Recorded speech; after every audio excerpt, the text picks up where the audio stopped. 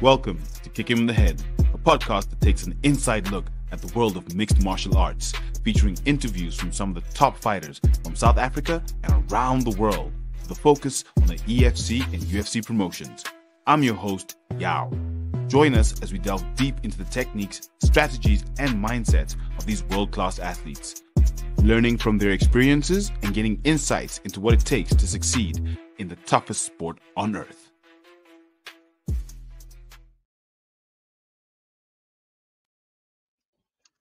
Welcome everyone to the Kick Him in the Head podcast. And as always, I have an absolutely jam-packed MMA episode for you.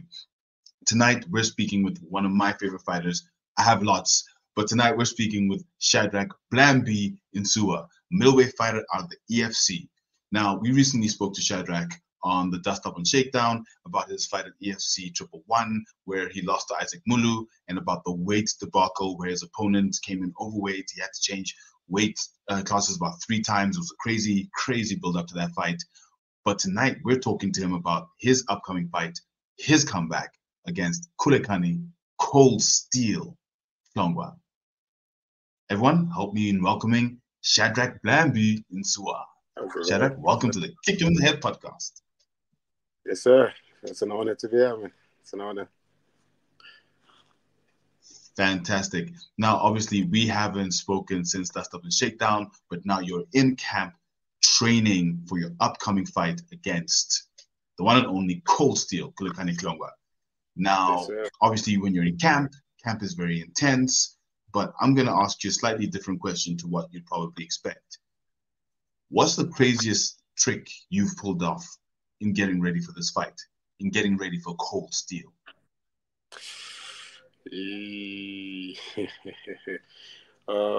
I'd say it's pretty much just going back into the fundamental stuff. So everything is going to be like basic stuff. We're just going to keep everything simple and nothing fancy. So it's crazy to see that you're going back to the drawing board and you're restarting from fundamental part of it. So the most craziest thing of this whole camp, it's just reigniting my own brain, realizing now, brother, there can be a lot happening here than the physical or anything outside your head. So I would say mental, it's been the one craziest, in a positive way. I'd say it's been the one, because it's the amount of options I've been going through my mind, in my head, and the amount of obviously mental stuff that I've been focusing to. So it's been something else. It's been something else. It's like an eye opener in a way. So you mentioned the mental stuff. Where it comes to fighting, it's a very mental game. As much as it's physical, as much as you have to have the skills to be able to defeat your opponent, you must also have the right mentality on the night to defeat your opponent. Are head games something that you buy into or something that you believe in where it comes to fighting? Are you looking to possibly play head games with your opponent, or are you looking to just keep to yourself, fight your fight, stay in your lane, and make sure that you focus on the fundamentals and getting this fight out? But how do you feel about playing head games or head games being played in this fight? So in this fight, it's more about me. So the focus is me getting in there and being a dummy, basically. You know, a dummy is empty. There's no feelings. There's no emotion in it. Not obviously in thought part of it, but in a feeling sense of it. So no feeling, no emotions, nothing. Getting a fight. And like the best thing that I've been given in this game is thinking of you being in a vineyard and picking grapes, and you have to pick the best. And in this fight, I just want to pick. And for me, I just want to get in there, focus, locked in.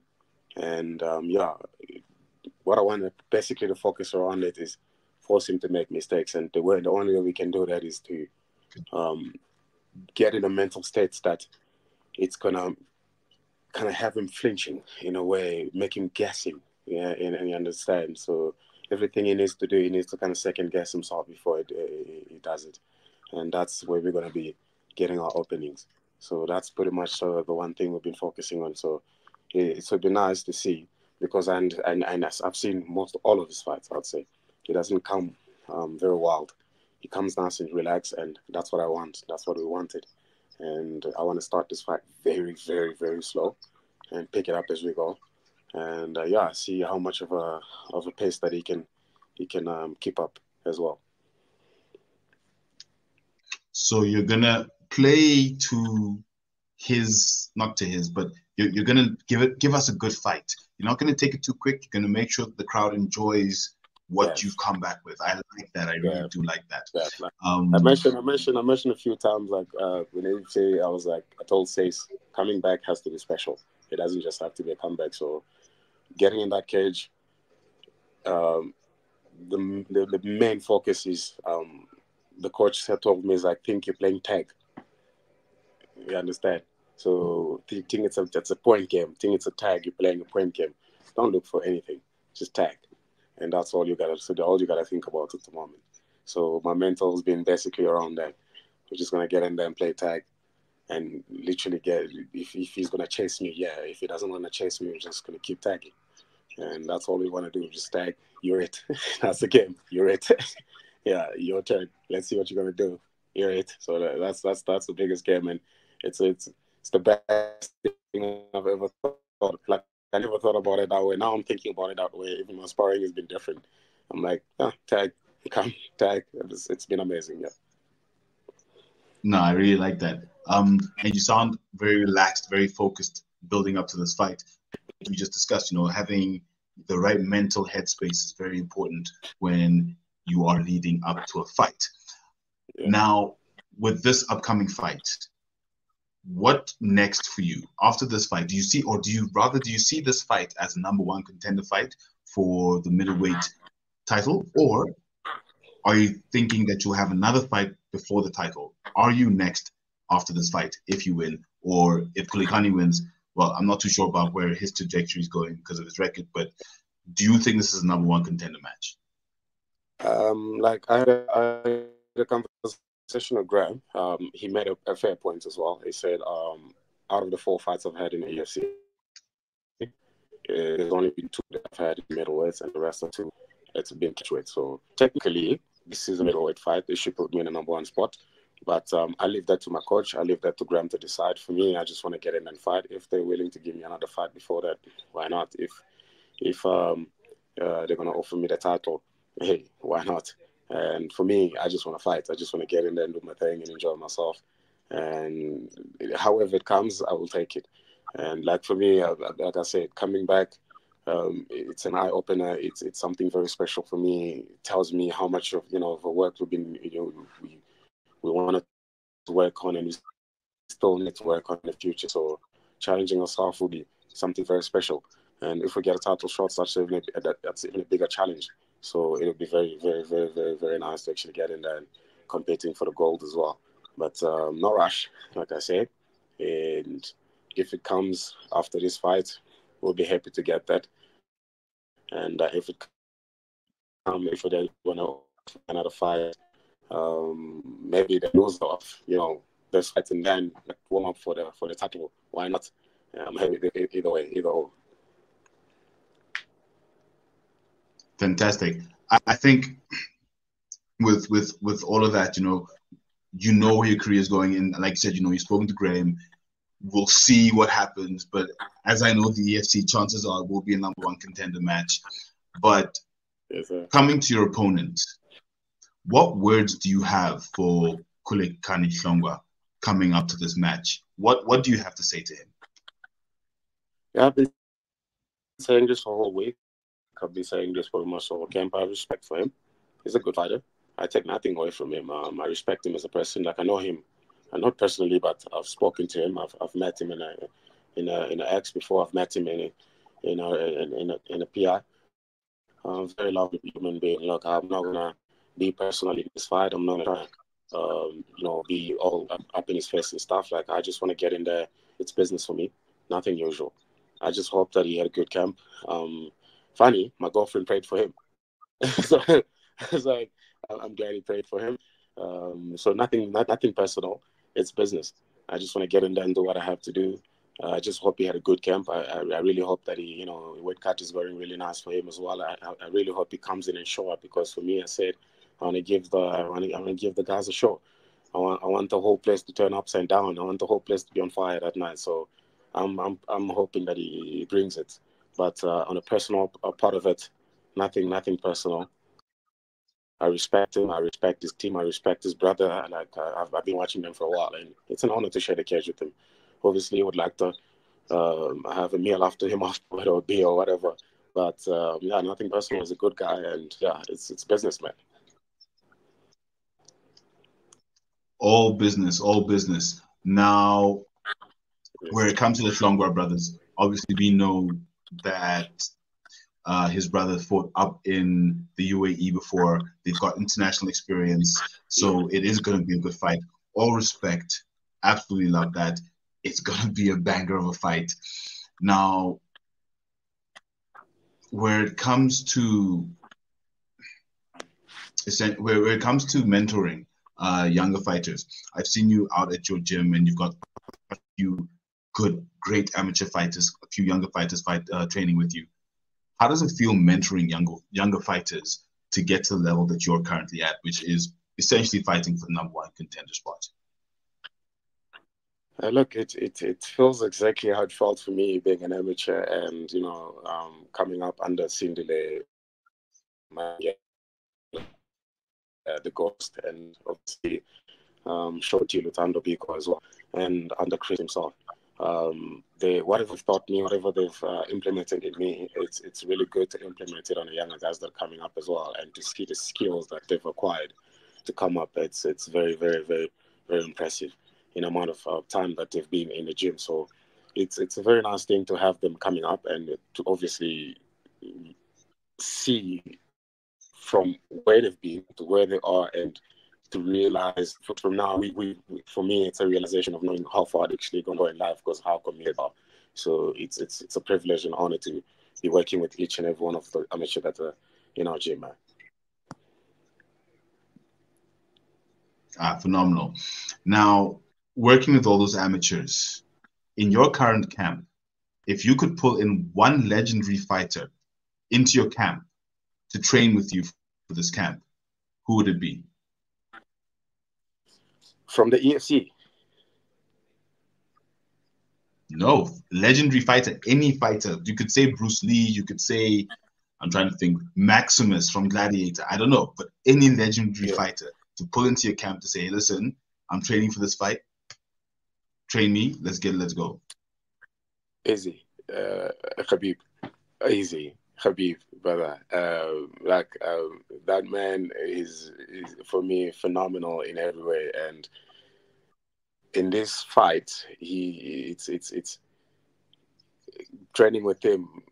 The game plan will be much more similar in that state, because we know Kulu Khan is more a stand-up fighter. I would like to stand up with him as much as I would, but obviously the fight, I know it's going to end up in the ground. But working with somebody like Khabib on the ground is just going to be a lot more of a knowledge getting from him. So if it would be one, definitely it would be the great himself, the great one, Khabib.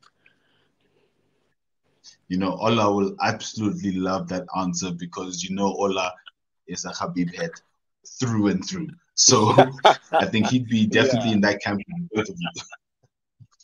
Yeah, no, would be nice to have him too. So now, you've never been on our show before, and there is a fighter quiz that we ask all participants on the show. So, Mr. Shadrack, Blambee, and Nsua, are you ready for the fighter quiz? Let's go. Who's your favorite fighter? My all-time favorite fighter will definitely have to be John Jones. Reason being, I would say John Bones Jones, the one and only. That man is, for me, he mixes it all. He can play a range game. He can play a close boxing game. He can keep it on the kickings. He can mix up the elbows. His takedowns. Man takes you back. Or that, for me, when I watched his fight against Lyoto Machida and Rampage, that's for me when I realized, damn, this man is something else. So for me, John Jones would be right there, right on top, right on top. So you've mentioned two great fighters so far. You mentioned Khabib as a potential coach, and now you've mentioned Johnny Bones Jones. The next question is, and those are completely different fighting styles. So the next question is, what's your favorite fighting style? My favorite fighting style at the moment, I would say, would be Conor McGregor in his prime, because of his movement, his range keeping. He was light on his feet. It was difficult to catch him. He could slip a punch and land one. He was basically a guy where he will land, but you can't land. He'll touch you, but you can't touch him. He touches you, but he's never there afterwards. So that would be my favorite style of fighter, Conor McGregor in his prime. When I watched him against Jose Aldo, man, I saw the good fun thing about it against Jose Aldo. I tell you, the setup, the movement, drawing him in and just landing right and dropping him, it was just something else. There's something else. I like that answer. It's an unconventional answer. Most people have the answer of wrestling or judo or something, but I like that one. Conor McGregor's style in his prime was untouchable. You could not touch Conor McGregor in his prime. Yeah, yeah. What's your favorite move? What's my favorite move? So in wrestling, we have what we call a cradle. A cradle is a very nice wrestling move that leads you straight into a das or an anaconda. So it's because in wrestling we focus around position and control. That's the most important thing. It's the same as jiu-jitsu. You're focusing around positioning and control before submission. So for me, a cradle definitely will be one of them, because it'll put me in a positive position, which is a side control.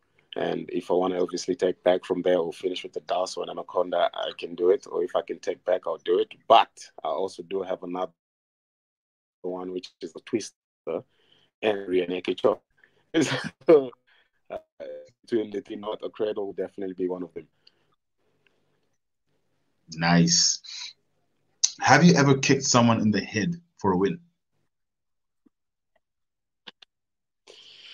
Look, I would love to do that, mate. I've kicked people in the head, but I've never really landed one where it's put somebody away. But that is definitely in my winning column. That's definitely one of the wins that I look forward to, both a submission and a head kick. I would love, and I know in the future, or even not any, like I would say in the future, or sometimes very soon, we're definitely gonna execute something like that. Because yeah, like I say, we've been working on some specials. And you know I will be there screaming, "Get it!" When I do that, great. You know that. That's why I'm like, when I do that, you'll be I'm gonna look at you. I'll be like, there you are. Yeah.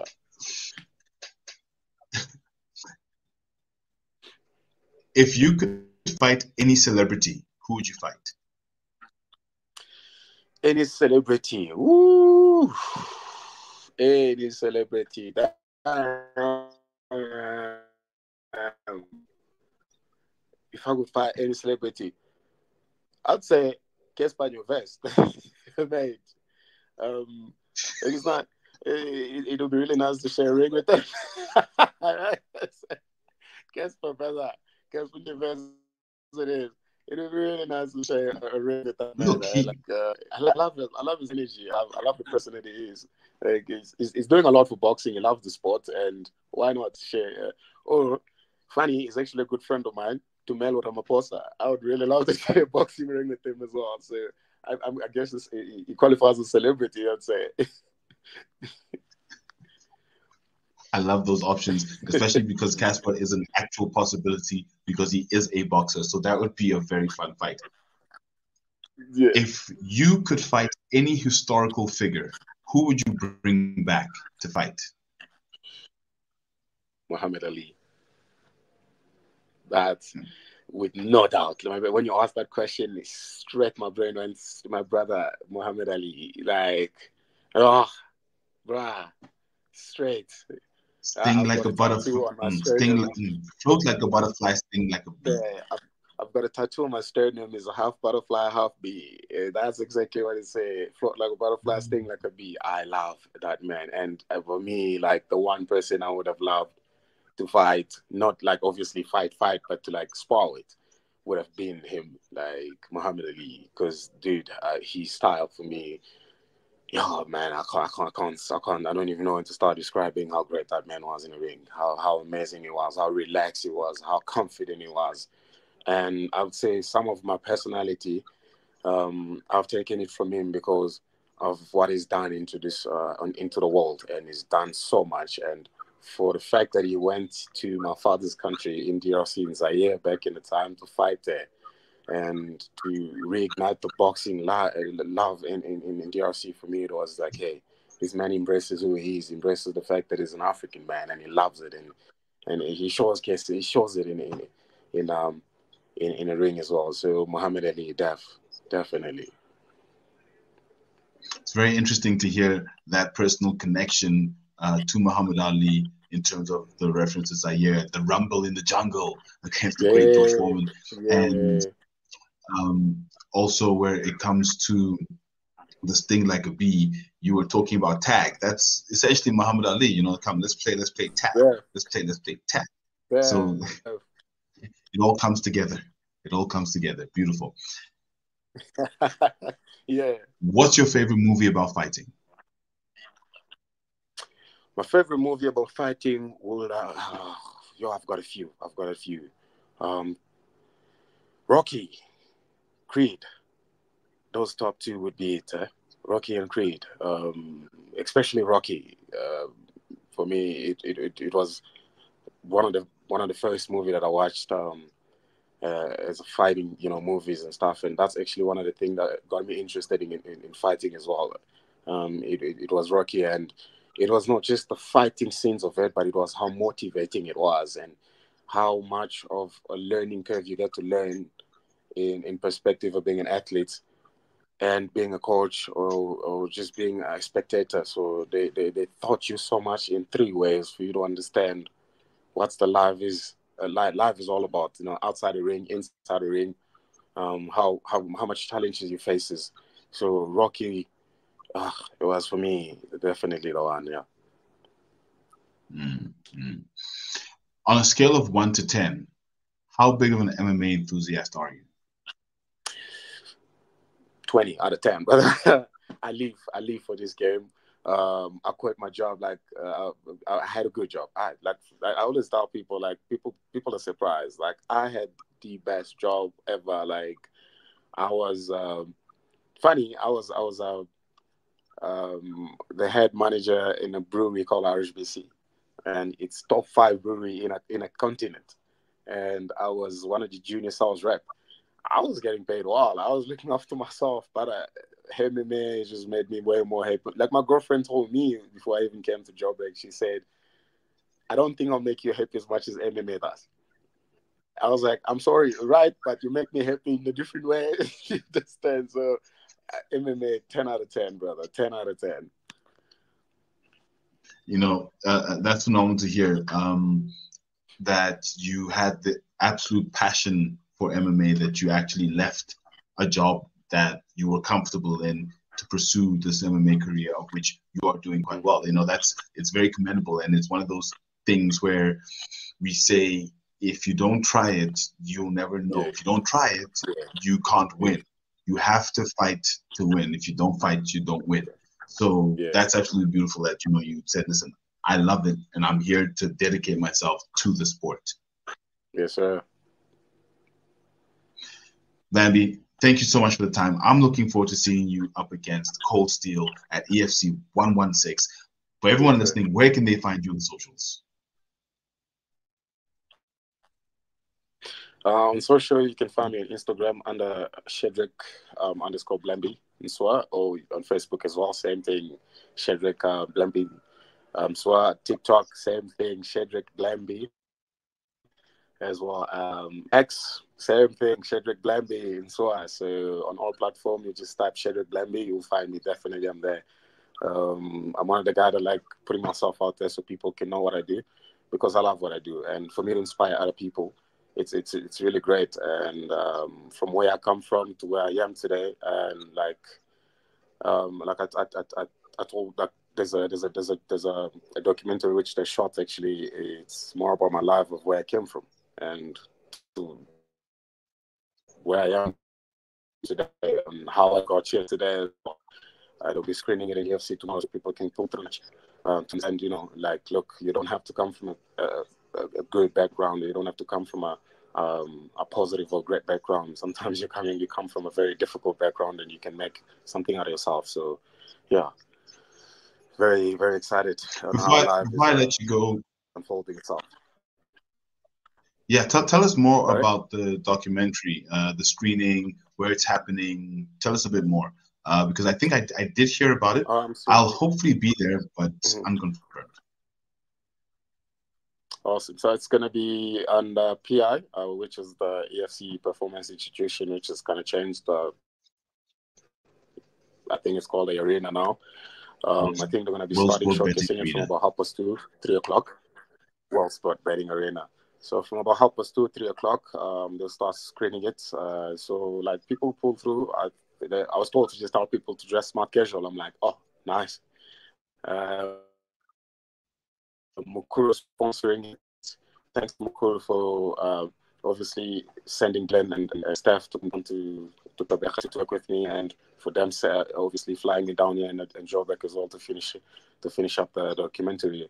So it's for me, I thought it was going to be really nice, but what I'm hearing from the guys, they're saying it's going to be something special. So because a lot of them did not know the background of my life, and for them to realize the background of my life to where I am, and they're like, most of them are kind of ask me like, it's very difficult for a person like you to have such a smile on his face because of how much you've been through, how much you've enjoyed in life. Because when they did a documentary with me, they were like, damn, how are you still standing here? So in the EFC, everybody's welcome to pull through and help us to 3 o'clock to come and watch the show. From 2:30, 3 o'clock, that's when they're gonna screen it up, and like everybody welcome to watch. They mentioned something about snack will be provided, so if you like snacks, pull through and then watch the show. Please bring some tissues as well, because some of you are gonna cry, by the way. Yeah. If there's one thing that anyone knows about me, is that I love snacks. I love snacks. So I will definitely be there. For the documentary, definitely the documentary, but the snacks help to get me there. The snacks, yeah. Shadrack, thank you so much for your time. Like I really appreciate that's how it. I get my sister. Yeah. She loves snacks too. No, I was saying that yo, my sister, the only way I can get her to come to my house, I'm like, dude, I got some food for you. She's like, okay, say no more. I'm there. Yeah. I think I'm guilty of the same. If you offer me snacks, I'm there. To everyone listening, don't forget to like, comment, and subscribe to the Kick in the Head podcast at Head Kick Pod on all platforms. If you have any further questions for Shadrack, if you want to find out anything more, if you want to tell us who to interview, do hit us up in the comments. Shadrack, now, you've never been on the show before, but there's one way that we like to end all our interviews. It's with a nice, loud, big kick him in the head. Are you ready? I'm going to say that, which I will. Kick him in the head. Yes, sir. No, nice, loud, big one. A big one. Let's go. Make it a big one. Yeah. I like that. Louder, Shadrack, louder. Yeah. Let's go. Thank you so much, Shadrack. We will be speaking again soon, and I will see you at EFC 116. Yes, or maybe tomorrow, actually. I'll probably see you tomorrow. Def, brother. I check you, bro. Thank you very much. To everyone listening, see you later. Salute. Yes, brother.